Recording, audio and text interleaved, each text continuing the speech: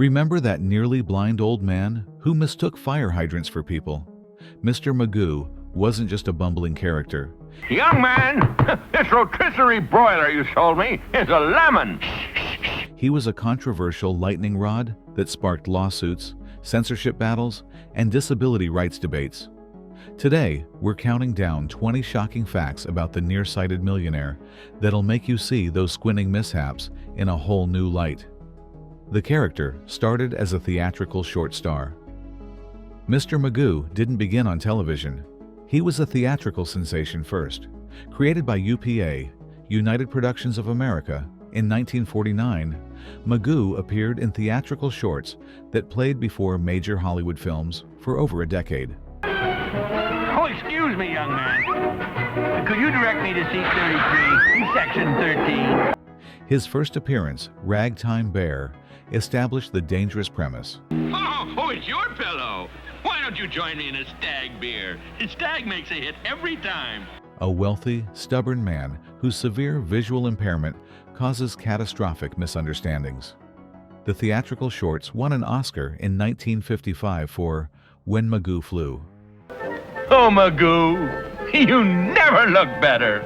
Oh, clothes certainly do make the man. By 1960, when television adaptation discussions began, Magoo had already achieved mainstream recognition that most TV characters spent years building. The transition to television wasn't a debut, it was a demotion. Jim Backus voiced Magoo for 38 years straight. Jim Backus created Magoo's distinctive voice in 1949. Oh, a letter from Stanley Resnick, Philadelphia. Stanley, oh, you... And continued without interruption until 1987, an extraordinary 38-year vocal performance. Backus was simultaneously playing Thurston Howell III on Gilligan's Island while voicing Magoo, often recording both on the same day at different studios. His vocal technique involved tightening his throat muscles to create Magoo's strained, elderly tone, which caused genuine physical discomfort during marathon recording sessions. Backus later admitted the voice destroyed my throat and required medical attention multiple times.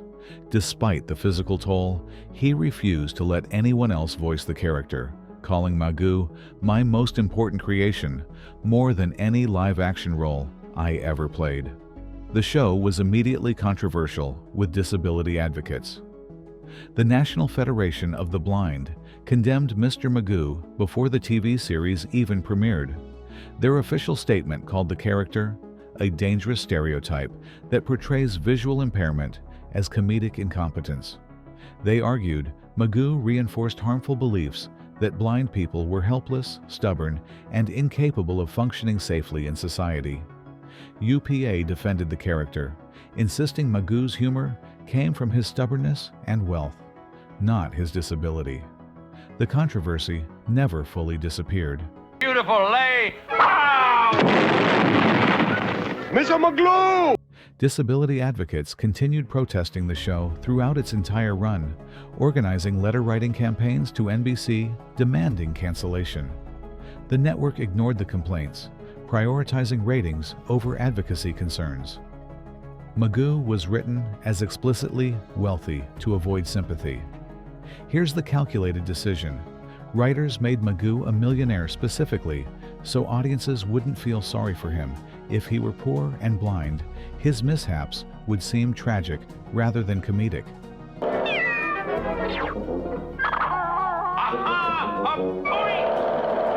His wealth insulated him from consequences. Destroyed property meant nothing because he could afford replacements. His stubbornness worked comedically because he had the financial resources to refuse help. Character designer Pete Burness explained, "We needed audiences to laugh at him, not pity him. Money solved that problem."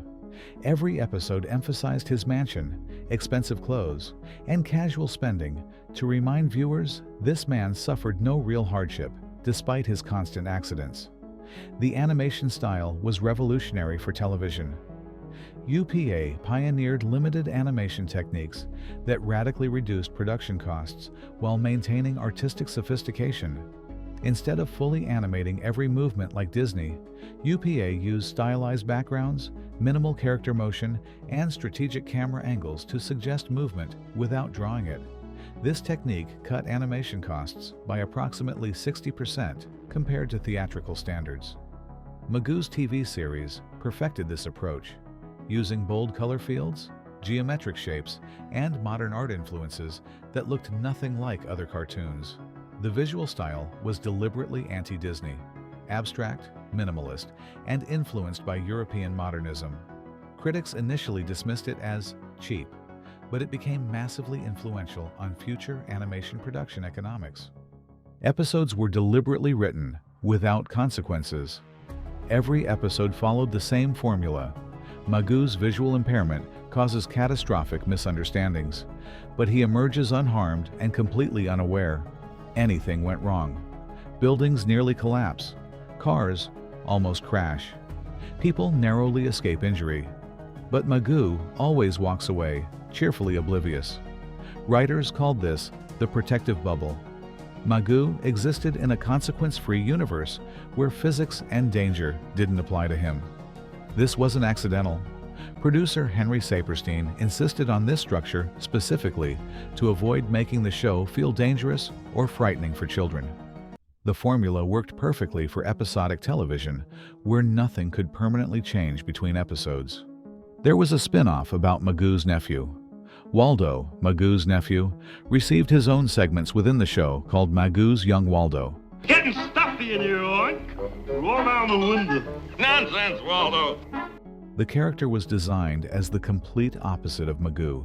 Young, energetic, and with perfect vision, Waldo's segments were explicitly educational, teaching children about history, science, and geography through animated adventures. The tonal shift was jarring. Magoo's main segments were slapstick disaster comedy, while Waldo's segments were straightforward educational content. Parents loved Waldo for teaching their children. You mean it's all over? Oh, Waldo, I can't stand that pitiful look of envy. Kids found him boring compared to Magoo's chaos. The segments disappeared after one season when producers realized audiences tuned in specifically for Magoo's mishaps, not educational content about a well-adjusted child. Magoo had a Christmas special that became more famous than the show. Mister Magoo's Christmas Carol premiered in 1962 and became the first animated Christmas special ever produced for television, predating Rudolph the Red-Nosed Reindeer by 2 years.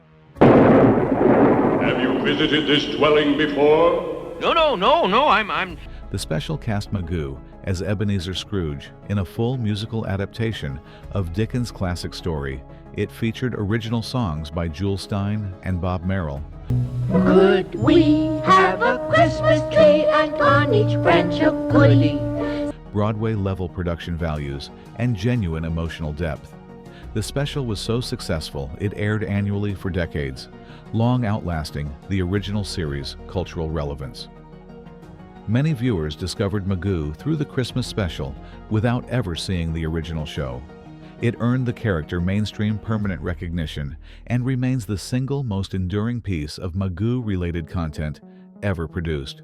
The show's sponsor demanded script approval.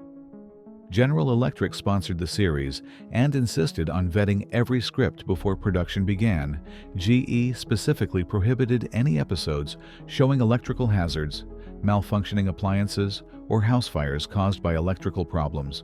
Writers found this restriction creatively suffocating since Magoo's visual impairment naturally led to household danger scenarios.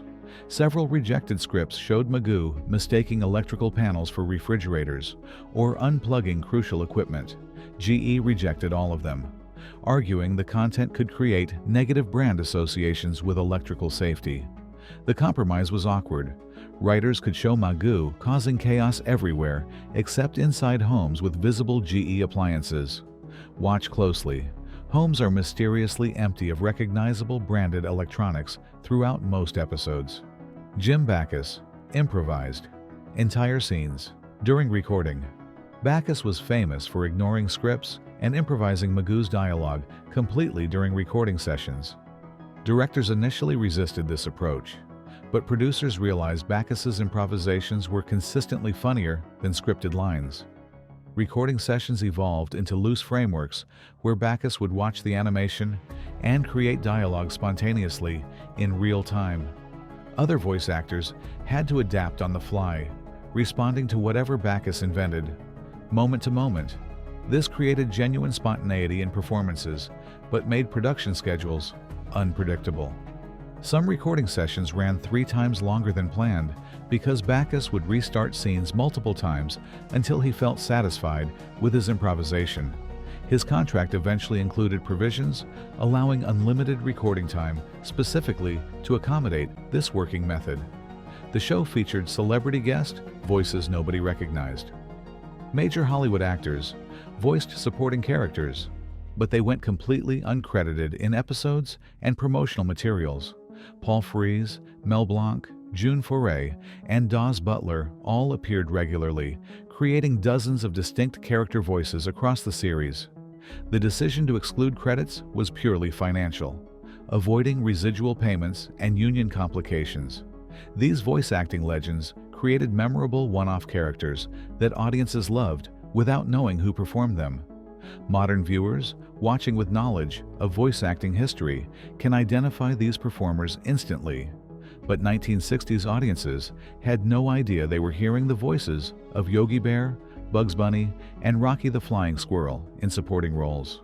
There was a banned episode about driving. Episode 47, Magoo's Motor Madness, showed Magoo obtaining a driver's license despite his visual impairment and causing multiple near-fatal traffic accidents. The National Safety Council filed an official complaint with NBC, arguing the episode encouraged dangerous attitudes about driving disabilities and road safety. NBC pulled the episode after 2 airings and permanently excluded it from syndication packages.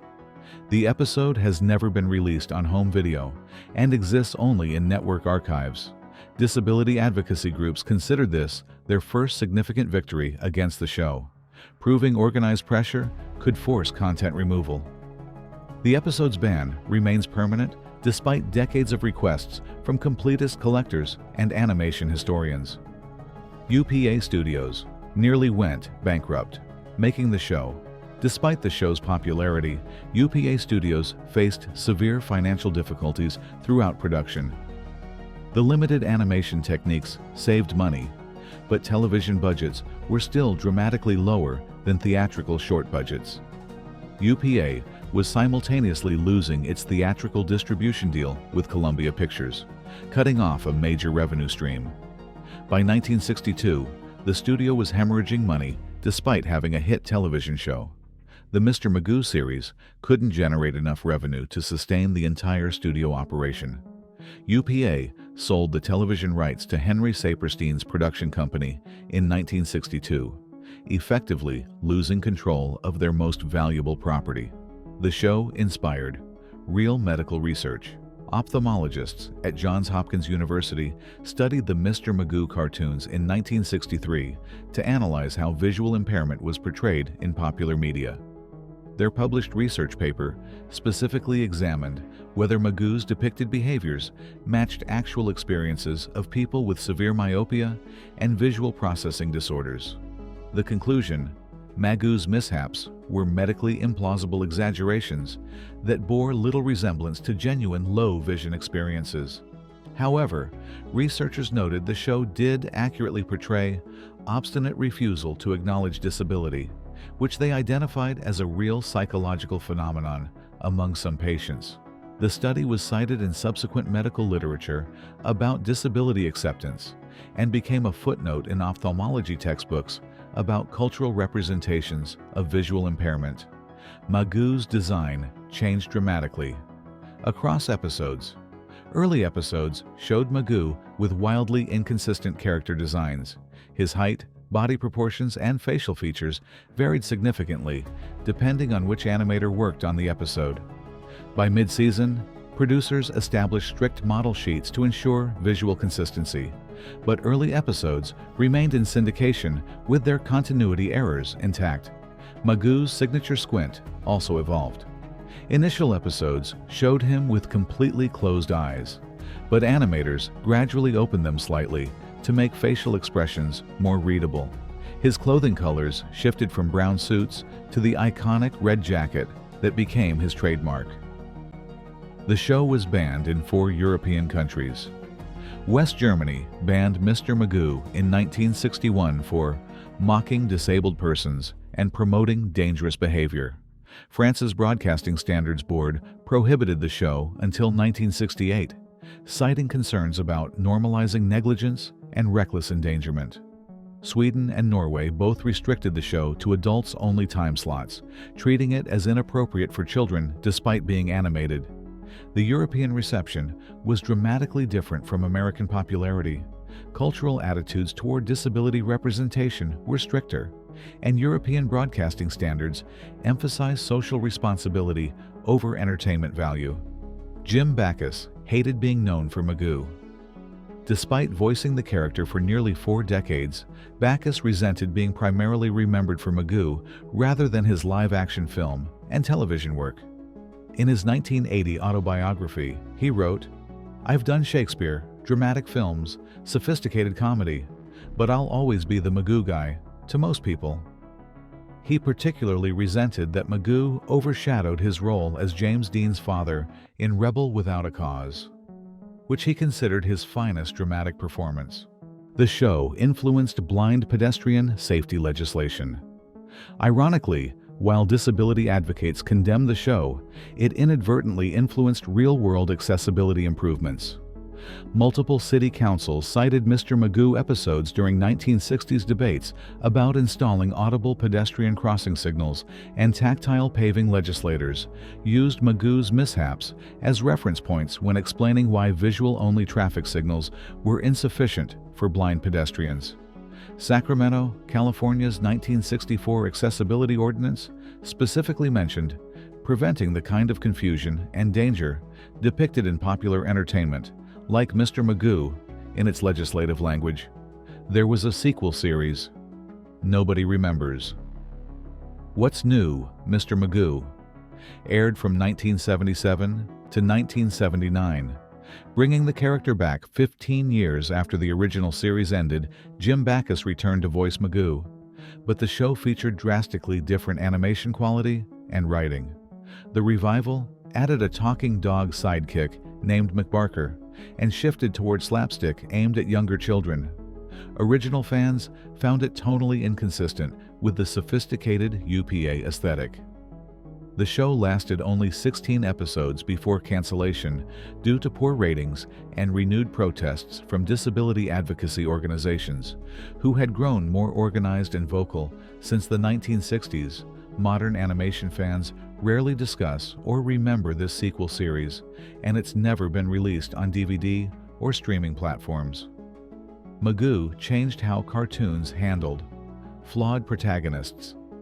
Mr. Magoo was revolutionary for making the protagonist's fundamental flaw, his stubborn refusal to acknowledge his disability, the entire comedic engine. Previous cartoon characters had quirks or occasional problems, but Magoo's central characteristic was a permanent condition that never improved or resolved. This influenced countless future animated protagonists defined by unchanging flaws. Homer, Simpson's stupidity, Peter Griffin's immaturity, Archer's narcissism. Magoo proved audiences would embrace characters who never learned lessons or grew, as long as they remained entertaining. So there you have it. 20 bizarre facts proving Mr. Magoo wasn't just a bumbling cartoon character. He was a cultural flashpoint, an animation industry game-changer, and an accidental catalyst for accessibility legislation, all while sparking decades of legitimate controversy about disability representation. The wildest part? A character created to make audiences laugh at blindness accidentally helped make cities safer for blind pedestrians.